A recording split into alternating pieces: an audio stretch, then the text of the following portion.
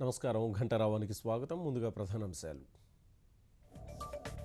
వియత్నాంతో బలమైన భారత్ బంధం, 12 ఒప్పందాల ఖరారు, $50 కోట్ల సాయం ప్రకటించిన మోదీ.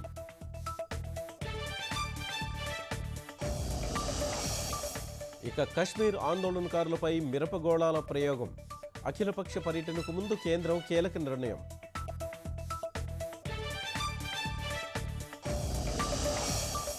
తొలి త్రైమాసికంలోనే రాష్ట్రంలో 12.26% వృద్ధి రేటు, వ్యవసాయ రంగంలో 22.96% నమోదు.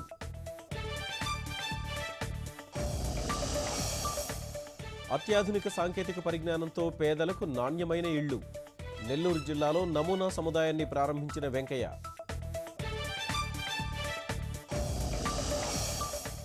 కడప కలెక్టరేట్ ఎదుట వైకాపా రైతు మహాధర్నా, రాయలసీమ ప్రాజెక్టులకు సాగునీరివ్వాలని జగన్ డిమాండ్.